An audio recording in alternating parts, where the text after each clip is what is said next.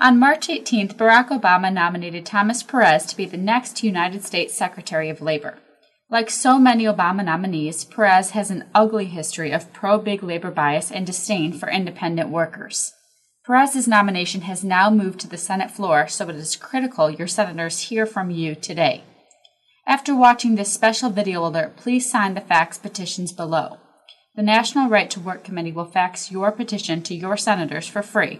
President Barack Obama's nomination of forced unionism partisan Thomas E. Perez for the position of Secretary of Labor is just the latest in Obama's continuing war on American workers on behalf of big labor.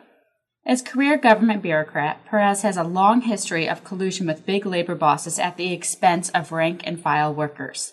In 2003, while a county council member in Maryland, Perez personally participated in a union organizing sham perpetrated by the AFL-CIO and Communications Workers of America union officials. Perez repeatedly used his position to increase pressure on Comcast to agree to expose its workers to an abusive card check organizing scheme and unionize the workers without a secret ballot vote. Perez even had the county council create a special commission specifically to deal with consumer complaints at Comcast and participated with CWA mudslinging stunts as part of the long-running campaign for a card check agreement.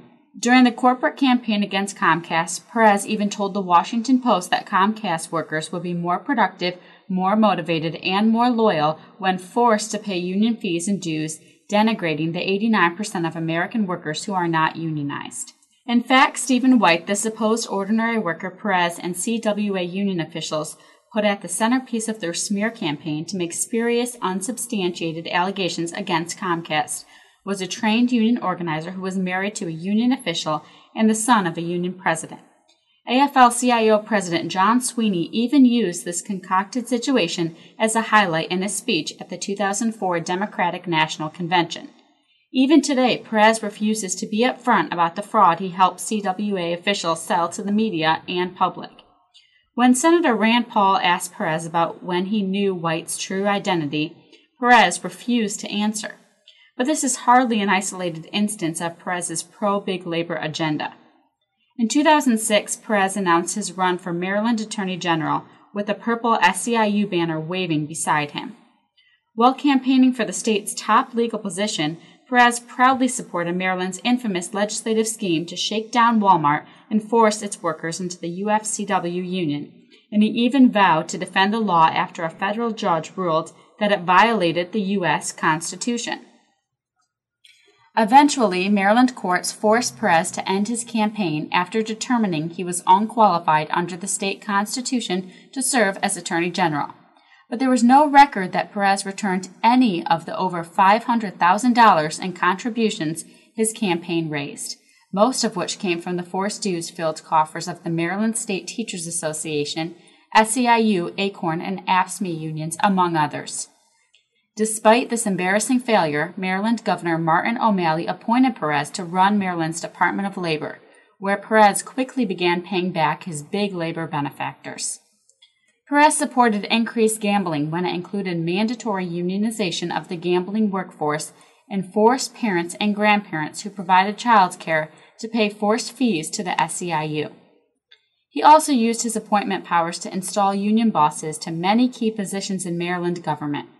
Many of these issues have been raised by senators as part of his confirmation process, but Perez's responses to senators' questions reveal his lack of knowledge and understanding of his future responsibilities and obligations as Secretary of Labor. When asked, "You have given and overseen grants to labor unions for job training funds. Can you list any successful ones?" Perez did not provide a single successful example. If confirmed, Perez would be in charge of over $3.2 billion in training funds, yet he can't cite a single successful program from his time as Maryland's Labor Secretary.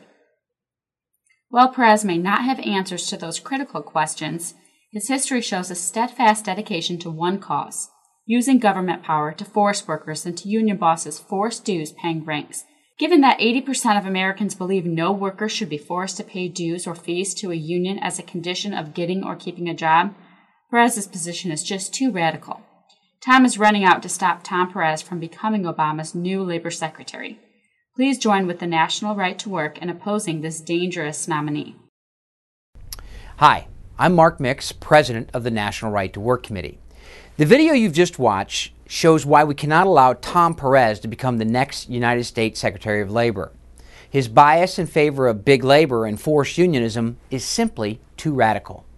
Help defeat Tom Perez's nomination by filling out your free fax petition immediately. The National Right to Work Committee will send it to your senators right away so they know that you oppose Perez's nomination and will hold your senators accountable if they don't do everything in their power to stop his confirmation.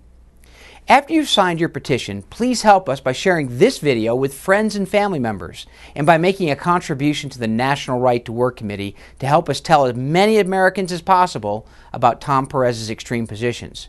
There's no time to waste. Thank you.